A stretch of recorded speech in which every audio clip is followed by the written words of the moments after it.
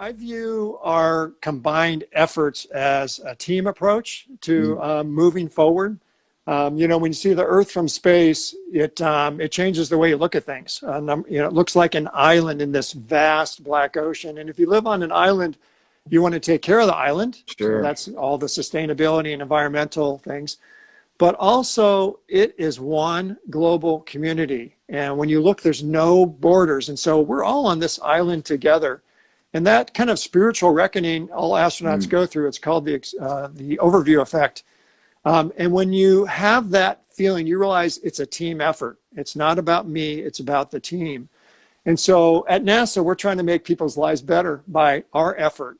And for those in the pet healthcare business, that's what they're trying to do too. They're trying to have this effort as a team to make people's lives better. It's a glorious goal, something that they should be so proud of and receive inspiration from.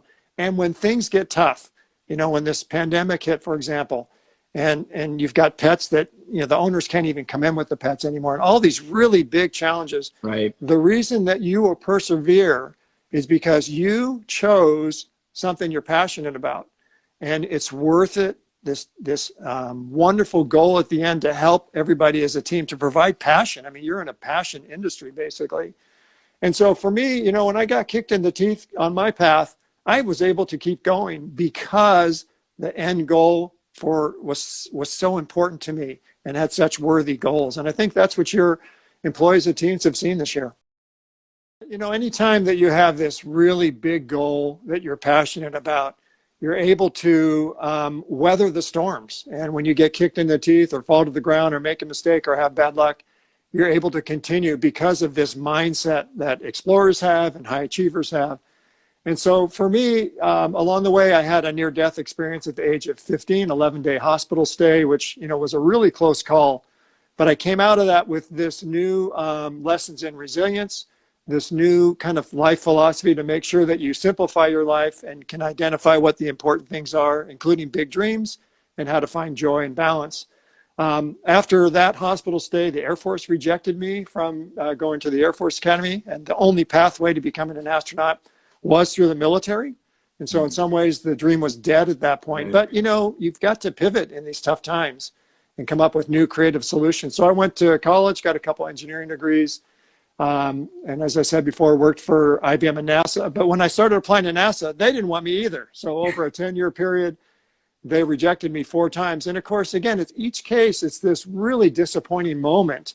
But if you are passionate about what you've selected to pursue, it gives you that spirit and that energy to continue to grind through the effort. And that each time these bad things happen, you view them as learning opportunities to be better. It's a completely different way to look at life. You always remember the big picture. That's how we've gotten through COVID. We remember we're trying to help the elderly and solve this giant problem. We're team members. It's the same thing when you're in the thick of it.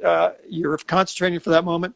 But then when you have a moment to reflect, if it's not the best time, you just remember these pictures at the Hubble Space Telescope are going to tell us the history of the universe. If I help this customer, they are going to be joyous today. We will have saved their animal's life. Whatever it is, it's that passion that you've picked to pursue that makes all the difference. And it helps you weather the storm. It also, you know, the best thing that you can do in life to bring joy to yourself is to help other people. That's the cure to everything. And my gosh, that's what your business is all about, is helping other people and their loving animals. I mean, some of the things you just can't really appreciate until you're there.